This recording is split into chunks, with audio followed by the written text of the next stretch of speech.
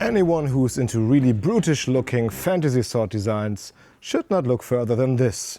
The Langmesser, history's most iconic cleaver. Morning everyone and welcome back to another video from Fraser Fencing. This time we're talking about Langmesser.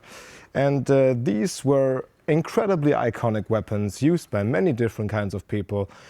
And even though they are called messers, which means knife, these are basically arming swords in essence. As I've said before, this is basically just an arming sword, albeit a pretty useful one with more defensive implements because of the Nagel.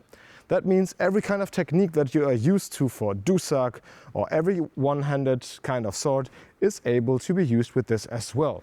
I mean, of course it's not a saber, but the Huten you are used to can be applied to this weapon easily enough, and you can fight with it the same way. Of course, blade geometry and weight distributions play a big role in how you are using the sword, and of course the user's level of skill and strength matters as well. But basically this is an arming sword and you use arming sword techniques to fight with it. Although there were specialists like, for example, Paulus Hector Mayer, who wrote techniques especially for this kind of weapon.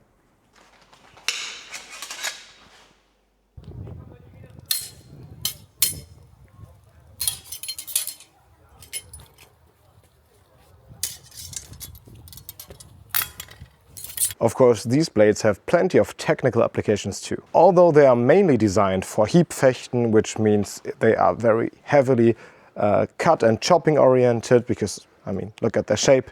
Of course they are.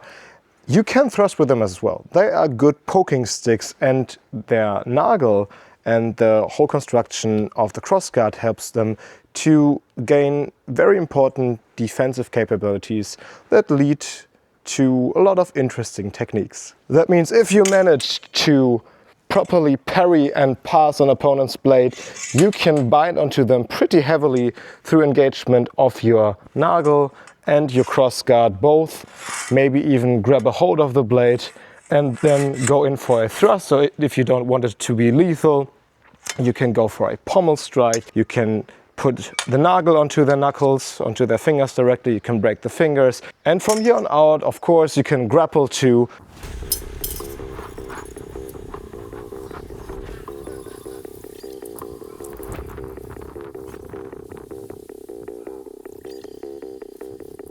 Put that crossguard or Nagel behind their neck and then force them downwards. You didn't always want to go for the lethal option because laws existed even back then. And if you manage to get rid of someone really important, then your life could have been forfeit, or would most likely be forfeit if you weren't highborn. And even then, well, you didn't want the trouble. It's a great secondary weapon after your big pole weapon like a poleaxe or something, or halberd. This is a great secondary weapon. It's super lightweight. You can easily and quickly draw and deploy it. It is not at all strenuous to use it. You can even do some sort of saber techniques with these because they are very, very lightweight. I think the historical counterpart might have been just a tiny speck heavier. But this is a training sword after all, and for this it's like a really nicely done version of it. But how was fighting with it?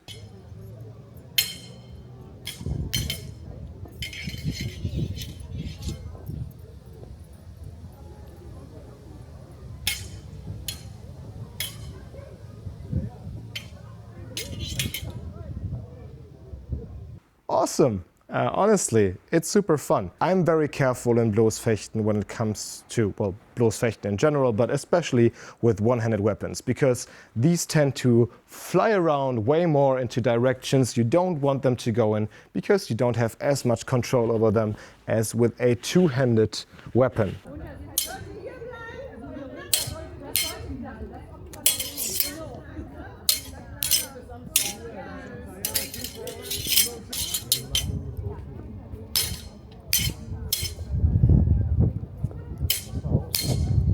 Of course, with the longsword I can manipulate like every tiny bit of degree with a high amount of precision, and even if my training partner like really strongly parries a hit, I can wrest enough control over the weapon as to not hit him in a bad way afterwards. With a one-handed weapon, this is considerably more strenuous and, well, it's considerably more dangerous. That's why you see me mostly going for binding and winding in the bouts with Tobias, because it's just safer. None of us wants to lose a finger. I was happy that I was able to go into some sort of dynamic movements, but of course I had to pull my punches, as did he, because we don't want to hurt each other. It was technical enough, so I'm content with that. But overall, this held up really well, and I think even if I'd used this in geared sparring in a sort of sports HEMA situation, this would hold up really, really nicely. It's robust. It doesn't look like it, but it's robust. After a while, if you listen to this, you notice that maybe there is a tiny bit of wiggle room at the cross guard, so it's a bit loose. But I honestly don't think this will be a problem in the long run. And if it is, I will make an update video about it. Now let's talk about some details. I'll give you a closer look so that you can see pretty much every detail this weapon has to offer. I especially like this. I love curved blades. I'm a saber fan, so obviously I went for this one. I think the tip is really well designed. I don't really like rolled tips, but this one is safe and it doesn't add too much front-loaded weight. It's okay. I prefer spatulated, but this is nicely done. And this is perfect. In a bind, you can use this triangular shape, let's call it, to advantage. I've tested it a few days ago with my friend Tobias, and it was pretty awesome.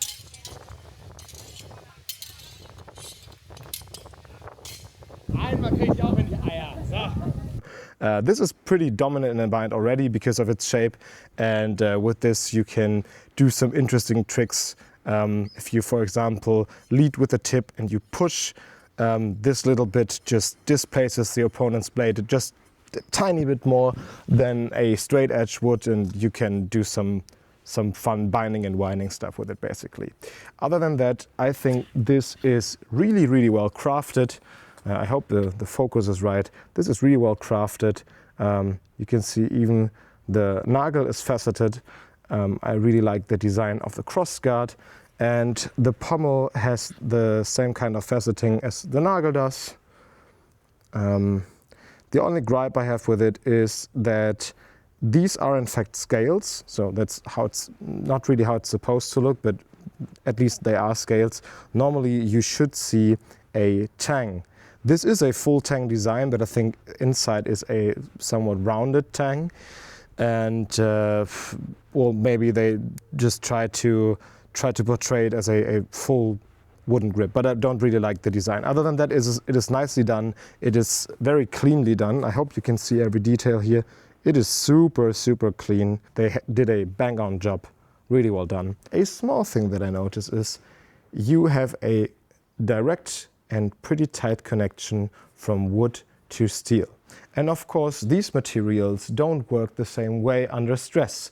That means if there are strong hits that come onto this cross guard or strong vibrations coming from this blade, you can hear already that there is just the tiniest, like super tiniest amount of wiggle room. And if there is wiggle room, that means there is uneven contact with the wood itself. And that means over time, this will probably lead to the wood being a bit, well, warped or even destroyed, and the wiggle room being or getting bigger. The flexing is really good.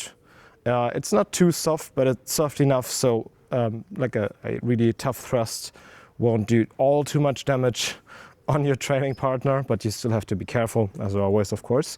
It held up in sparring nicely so far. There is not really any significant scratch on it. I went over it with a bit of sanding material because I always do that. It's just normal maintenance for me, so that no oxidization takes place. But I can go like this. This is really soft, and you can test if there are any sharp edges on your training blades. Just maybe a good tip. Wipe it down afterwards because you don't want it to rust. Although if you have very oily skin, I mean, we're all nerds, right? Then this might do the trick. No, jokes aside, clean your blades. Don't be nasty. Anyways, this is robust enough. For me, this will last years probably. The steel isn't too soft.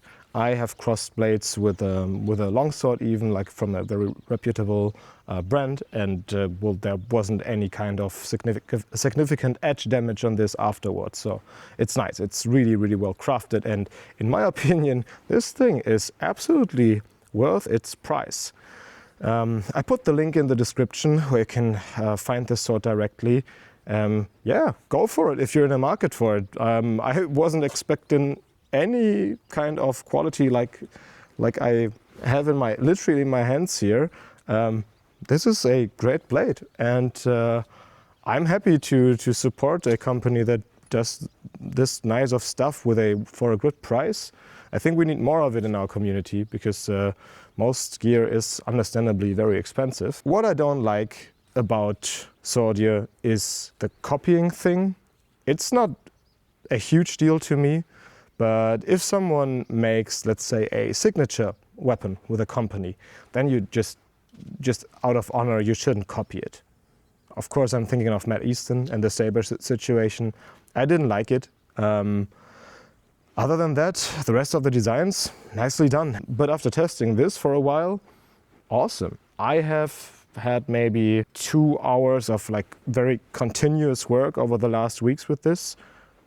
Great. Held up nicely. Overall though, this is lovely, and this will be one of the main blades I'm going to use for the next years. Dude, this is like a straight off out of Age of Conan or something, with maybe a bit more sophisticated of a hilt, but still, it looks like a cool barbaric fantasy chopper. If you're in the market for something like this, straight recommendation, buy it. Well done, SWORDIER.